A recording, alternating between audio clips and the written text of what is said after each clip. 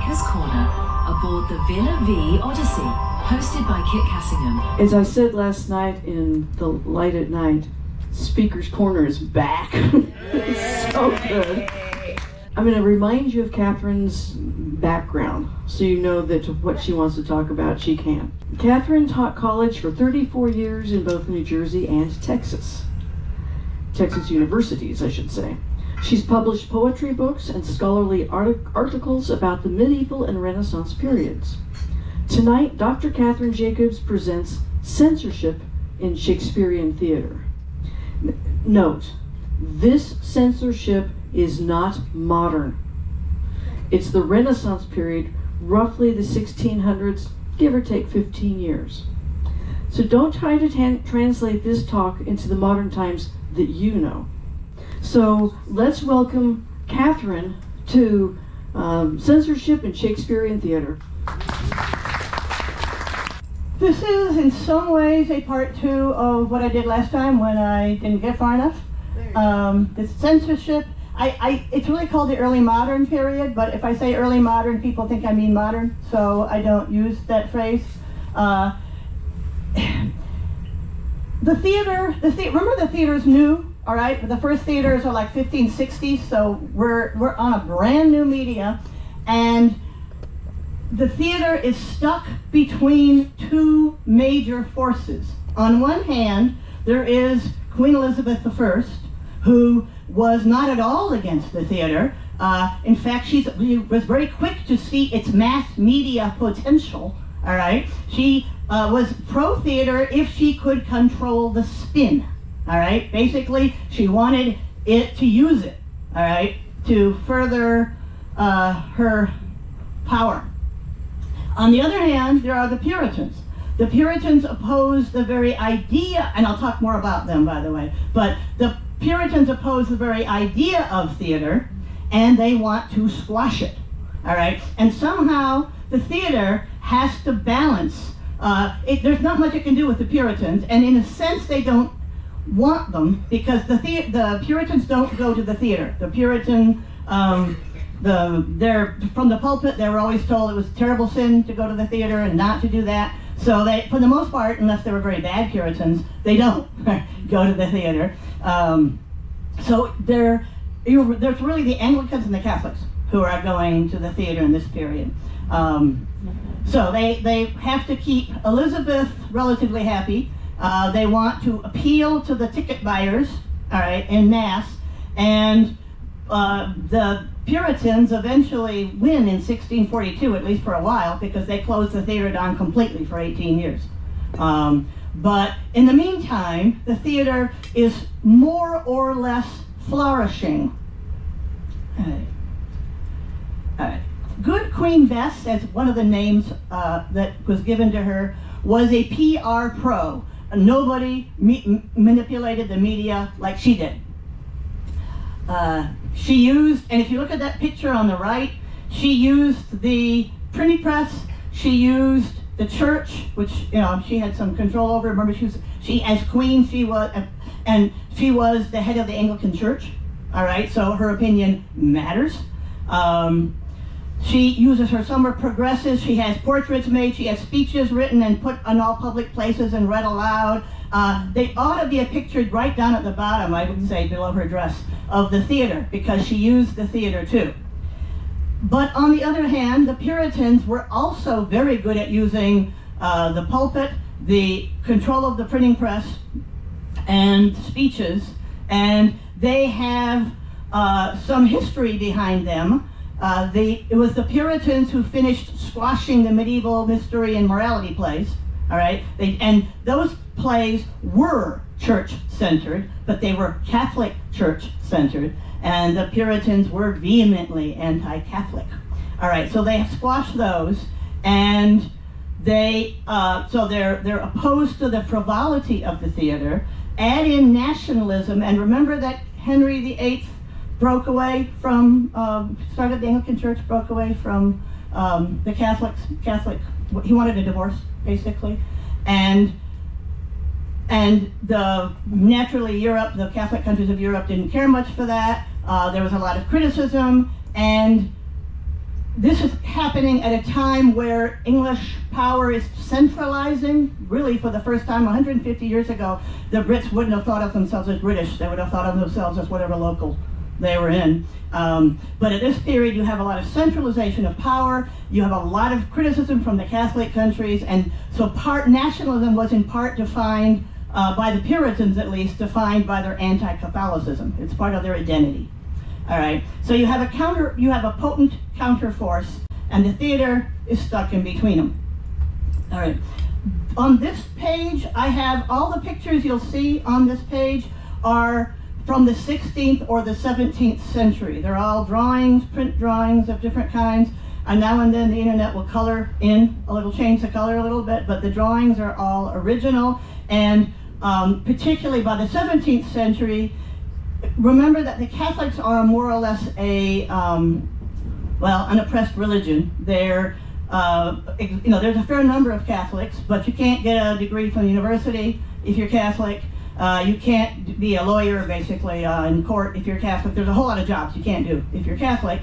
There's also fines for not going to Anglican Church, which are in some places not enforced at all, or everybody looks the other way. In some places they are enforced.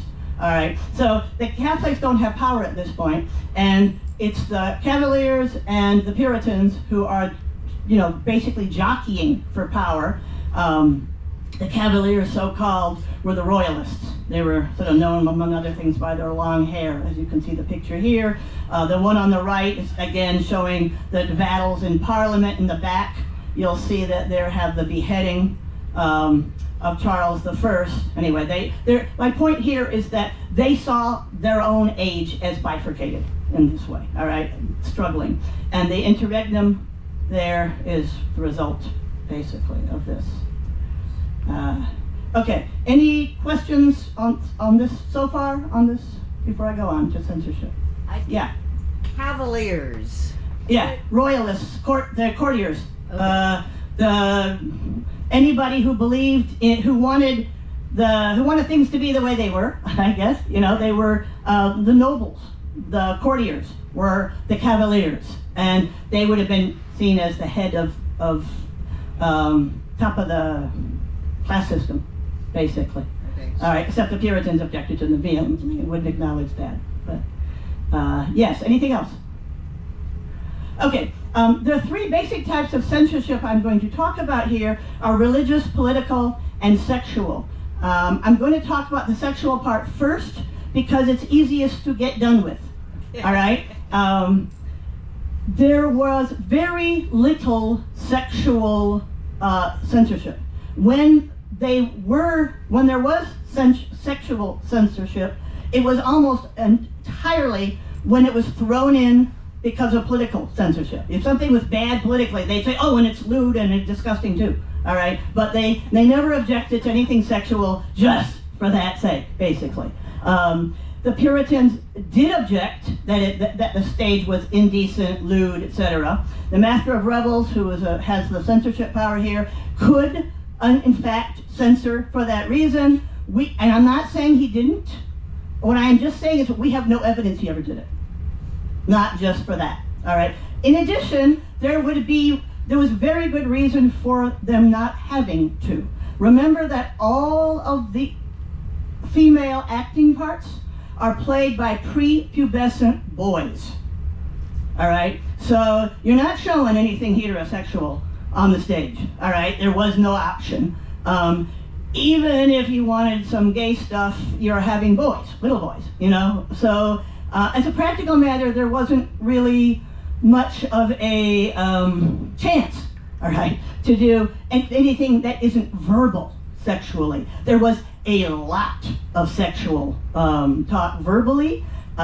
Shakespeare can be quite explicit. Most of my students, when I was teaching them, didn't realize that because the idiom changes, and so they don't realize that he's really talking dirty until I have to explain the jokes to them. All right, then they like it. But in fact, there's a lot of, if they talk about somebody's tail, they mean their penis and things like that. All right, there's a lot of pretty explicit talk, but it's almost entirely talk. In fact, one of the things I did many years ago is look at Shakespeare's plays and look at lines to see what evidence there was that Shakespeare was insisting on kissing on the stage. I mean, modern productions. This one, for instance, you'll see on the bottom, that's a production from, that's modern obviously, and it's from Antony and Cleopatra, and this is a dramatization of something which actually only occurs as a memory, a verbal memory. She says, boy, we have had great times. I'm paraphrasing, obviously. She remembers a time when she got him so drunk that he passed out in bed, and then she dressed him in her tires and headdresses, so that she put him in female garb, and she took his sword. So they did some fun role-playing here. My point is that it's all verbal. You can act it out if you want in a modern presentation, but it wasn't acted out on Shakespeare's play. Antony and Cleopatra does have a couple lines where it says they kiss, all right? That's one of the very few plays in Shakespeare where they actually we're told that there has to be kissing. Just a second. Sorry. So, as a practical matter, there wasn't much sexual censorship or really much reason for it. They did not object to verbal sexuality. The two types I'm going to talk about are the religious and political censorship. Let's see if I can get past here. All right. The Puritans, of course, wanted all of those. They wanted all censorship. They wanted to censor for all reasons. Mostly, they just wanted the theater gone, however. And the pictures here are from pamphlets. These are from Puritan pamphlets that they put out. I told you that everybody used the printing press now. Moderns in general tend to ask the wrong question, like what is it that was going on the stage that they objected to? All right, well, they really objected to watching anything on the stage. If you look at this first picture I have up there, they thought of the theater as idle. All right, you're not doing anything useful. You're not working for a living. You're not worshiping. You're not praying. It shouldn't happen. All right. They also talked about the disorder. They talked about crime. There was certainly plenty of pickpocketing and things like that, as you'd expect in the theater. But it's not that they objected to what was on the stage. They just objected in theory. All right, let me get back to where I was. You could almost think of it, and this is just me and I won't get into it, but as a medieval counter-reaction. Remember that it's the Puritans who finished squashing the medieval pageants that were church-centered, but they were, from their point of view, wrong church-centered. What they really wanted was a world like it was before, but with their imprint of the church, rather than the Catholic one. All right, they wanted a God-centered life, as I said here, and they had rather strict interpretations. And I particularly like this image. I'm glad that you can see it. I'm going to read to you what it says on the right, because the S's are probably not something you're used to reading. But this was a public notice put out not by the opposition, but by the Puritans, all right? And it says, public notice, the observation of Christmas having been deemed a sacrilege, the exchanging of gifts and greetings, dressing in fine clothing, feasting, and similar satanic practices are hereby forbidden. It explicitly says, giving gifts and greetings, dressing in fine clothes, feasting is satanic, and it is forbidden, and there is a 5-shilling fine for doing any of these things. All right, this is not, if you wonder why the Puritans didn't win the PR war, this is kind of thing is why, okay? I mean, that doesn't exactly make you popular. Yeah? Is 5 shillings a lot? Yes, it is. I mean, for the average, it depends on who you are. For the nobles, not at all right? And they can ignore it with impunity. But for the average person, working person, yes, it would be quite a bit. And as a practical matter, probably the kind of, when it happened, it would be like your neighbors. Your neighbors would see you having a good time and they'd tattle on you or something like that. That's how this would happen, all right? So it was not only that they were against the theater, they were against Christmas, okay? These other two, this one, of course, is celebrating in 1660 when Charles II returned. Well, he returns from France, and it says Christmas is back. Okay, that's clearly not on the Puritans aren't putting out that one. But this one also would be a Cavalier or more royalist point of view. The figure in the middle is supposed to be Father Christmas. The Puritan on one side says, "Go away, Christmas, you're not welcome." And then the general public, that's a political interpretation, of course. On the right side is saying, "We'll take you home, you have nothing to fear." Okay, so you see the political debates of the time in these pictures.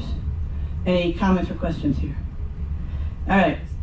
So the Puritans wanted to purify, that's hence that word, Christianity.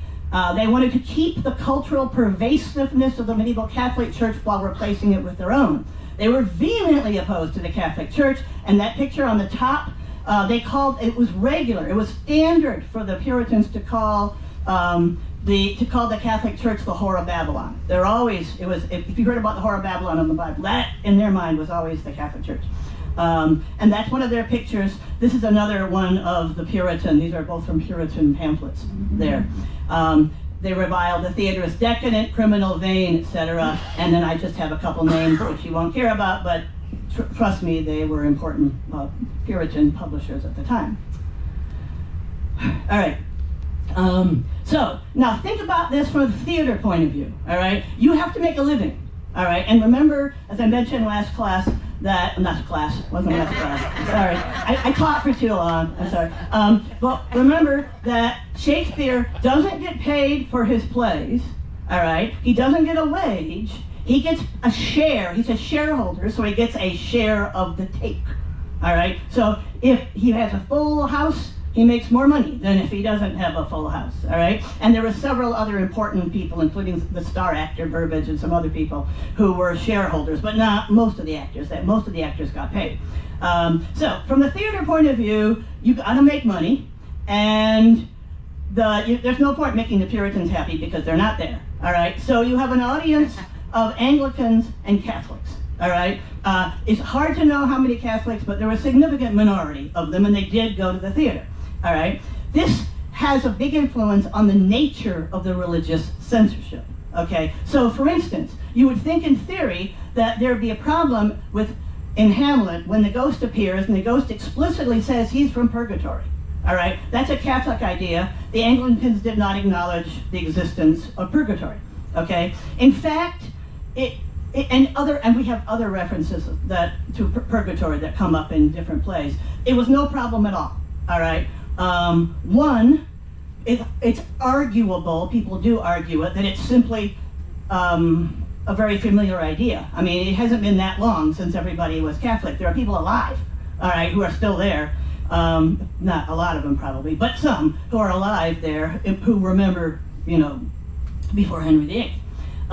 However, the big excuse, and that may be what's really going on, but the big excuse was simply setting something back in time. It was extremely popular. There was a very good reason to set things back in time. Hamlet is set in the Middle Ages. It's not written in the Middle Ages, but it's set in the Middle Ages. Shakespeare, by the way, is perfectly happy to violate historical accuracy. It doesn't bother him in any way, shape, or form. So, yeah, if you want to look for things that are not medieval in it, you will absolutely find it. You'll find all kinds of references to England in plays that are set in Italy and all kinds of stuff like that. But, all right, if something is set back in time, then that was automatically, you're clear of the censors. They just said, well, people didn't know better in those days. All right, so in practice, you can put all kinds of Catholic things in your plays, and that, although you were supposed to be Anglican, it didn't bother people. There was a lot of censorship of profanity and oaths. All right, so if you're swearing in the ways that they don't think you should swear, they might cut out, you see red lines. We have texts with these red, I don't know if they're red. We have crossed out texts where they have to change the oaths of people. Dr. Faustus is an exception I could talk about, but you really don't want me to.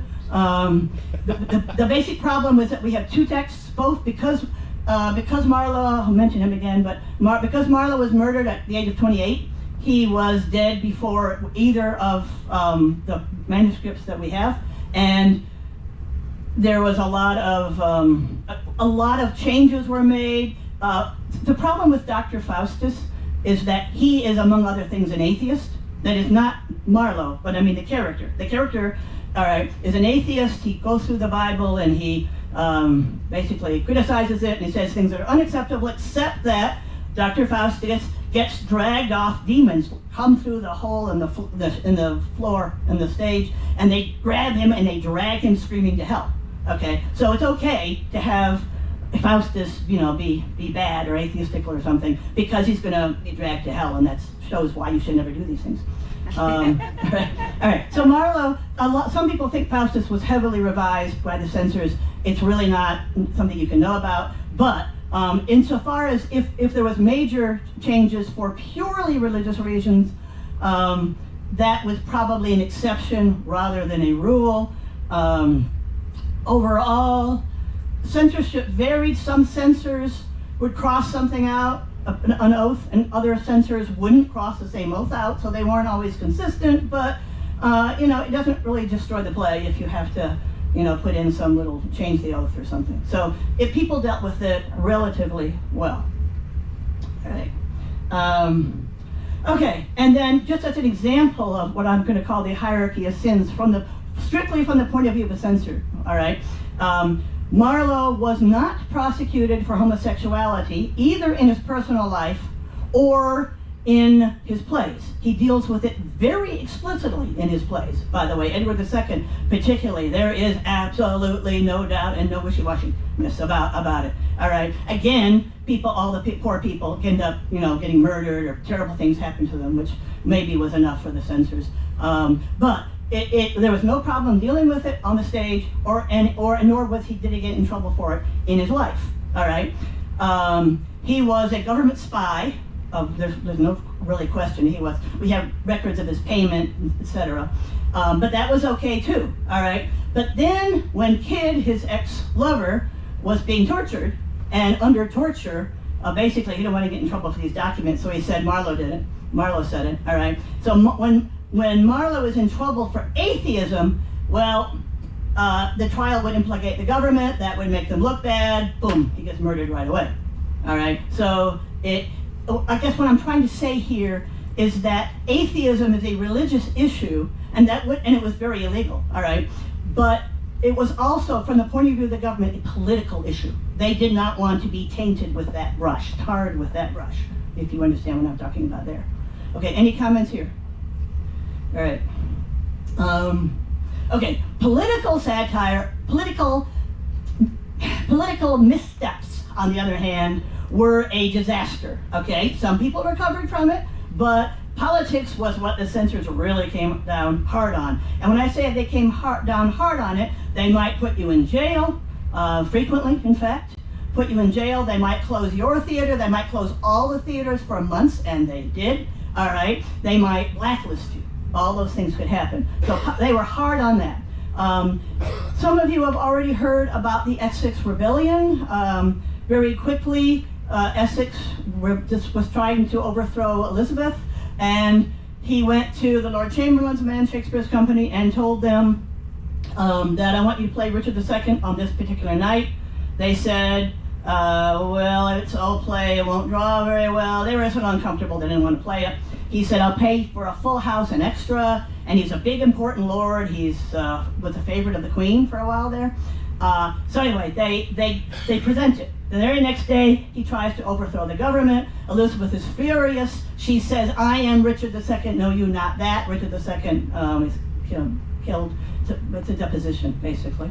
And they were called into the dreaded Star Chamber, and they said, look, we're just players. We're just unimportant players. We have no power over this thing. We can't say no to an earl. And they said that's reasonable. So they were lucky. All right. To give you an example, though, of what a disaster it is if you make a political misstep. All right. A lot of you probably know Falstaff. He's a buffoon, a Shakespearean buffoon. He's in Henry IV, Part 1, Part 2, is in Merry Wives. Anyway, the original name was Sir John Oldcastle, and they played it with that name. All right. Sir John Oldcastle was a hero. He's a medieval, but he is a hero of a lot of Protestants. And he was a relative, well, they were the Lord Chamberlain's men. The Lord Chamberlain dies. There's a new Lord Chamberlain, there always is. All right, the one they had, the one that was in charge of them in 1596, traced his ancestry to John Oldcastle. All right, so basically from his point of view, you are making fun of one of my relations and Protestant heroes. He withdrew his patronage from the company. And so for much of 1596, Shakespeare's company has no Lord Protector. They're not the Lord Chamberlain's men. All right, according to our sources, Nash among them, the mayor gave them SHIT. They were constantly harassed. They have no protection. So I mean, the mayor or anybody else can give them whatever the hell they want. All right, and fortunately for them, the new Lord Chamberlain died within the year, and the next one, the heir, immediately took them on again. Said, no, I like you. I want to be your patron. No problem at all. All right, but that's just with a name problem. All right, that's the kind of problem you can get into. Okay, why did people bother to touch politics at all, you might say, given how risky it was? If you could get away with it, it sold really well. Everybody wanted to see the latest political, scandal on the stage. Okay, so this is a picture of Ben Jonson with bars put in front of him. The original picture doesn't have bars. And I'm giving as an example of the kind of problem censorship could give you. He was a bricklayer, a playwright, a soldier, court poet, that kind of social mobility, by the way, would just not have been possible even, I could say 150 years earlier, for sure. His father just shows the difficulties of all these wars and the succession issues. His father lost his property because he was a Protestant under Mary. Johnson's educated by one of the top scholars in the country. Then his stepfather has some financially hard times and says, no more tuition for you, kid. You have to help me make some money and become a bricklayer. And he was like 15. And he hated that. It was a big down, of course, socially for him. So he runs away, he becomes a soldier. He ends up writing all these plays, which you don't care about, but believe me, he really is probably one of the greatest English dramatists no one's ever heard of. And yet, all right, with this mostly successful man, he made the mistake of co-writing a play called The Isle of Dogs. We don't have that play. It doesn't exist, all right? So he can't tell you very much about what's in it, except little comments that are dropped by others. It was deemed mutinous and slanderous and lewd. I told you sex just gets thrown in when there's another problem. And Jonson was immediately arrested, and he was put in jail, and all the theaters were closed as a punishment, okay? So eventually the theaters open, and he is forgiven. He writes another play called Sejanus. It's set back in Roman times, but it's basically another deposed king, and that's a very delicate subject with Elizabeth. So he gets arrested and accused of treason and put in jail again, all right? Then he gets out, he writes Eastward Ho, or he co-writes Eastward Ho, and Eastward Ho criticizes Scots. By this time, James I is king, and James I is Scotch. All right, so that was a mistake, and again, he gets arrested and put in jail for a while.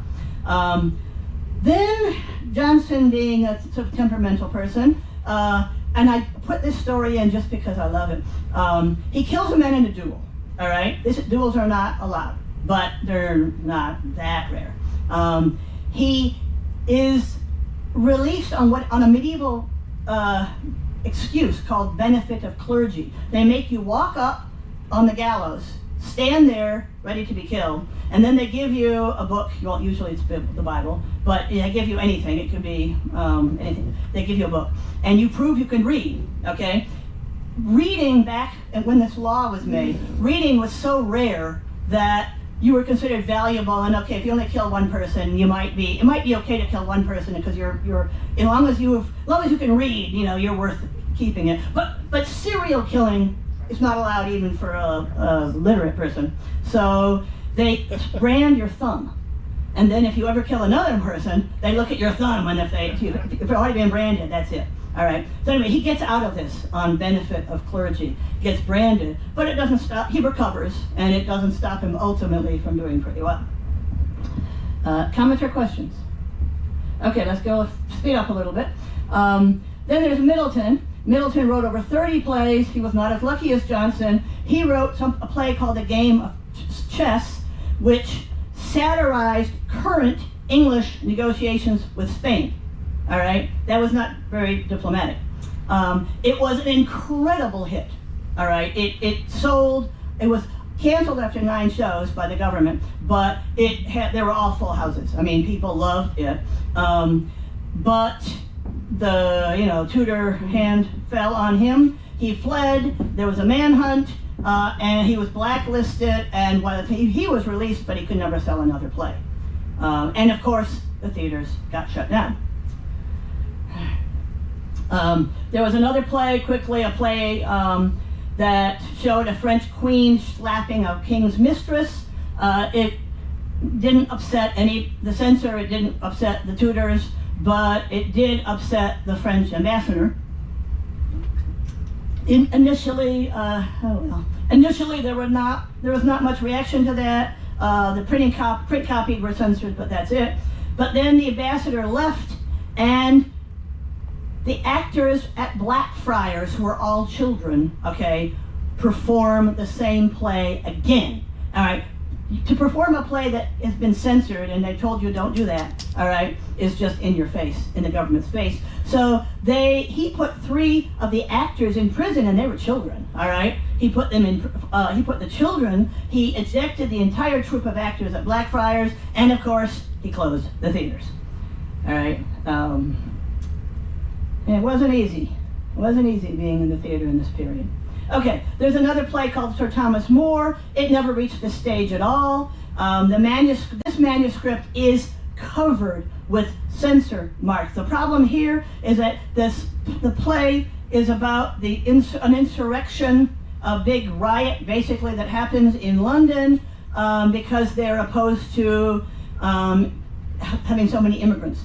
And that was actually, it was a problem going on in London at the time. There was some opposition to immigration, which is why probably they wanted to show the play. But the censor cut out the entire riot, every mention before the riot and after, every mention of any kind of violence. They basically cut half the play out.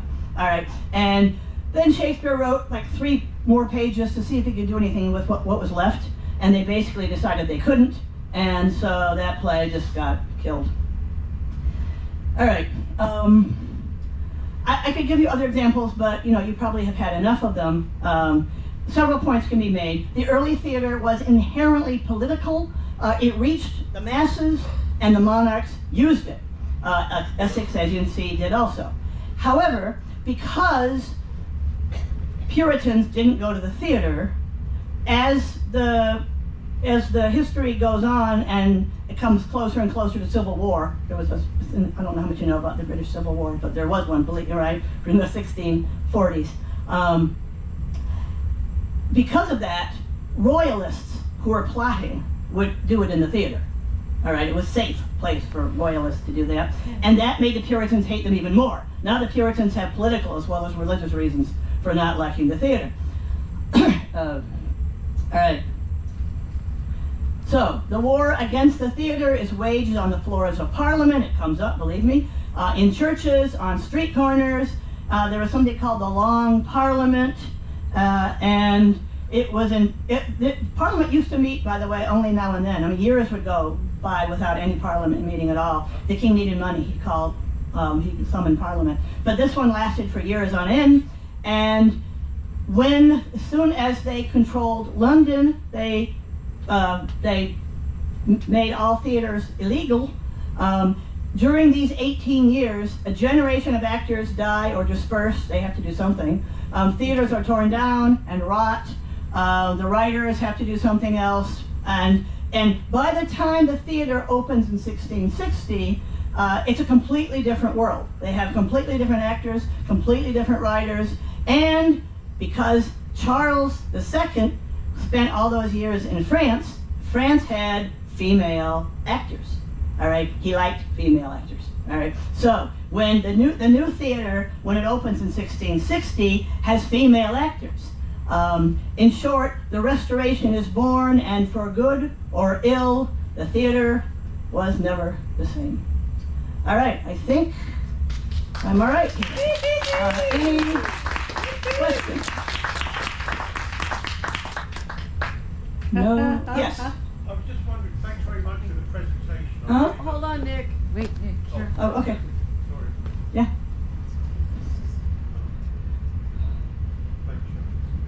Thanks very much for the presentation. I really loved it. Thank you. Much appreciated. Huh?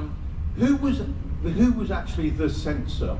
Who was the person that censored the material? Do we know? They had different people. Right. There was more than one person. And yes, we do generally know the names of them, but I don't remember the names of them. I'm sorry. Was it a sort of government-appointed official?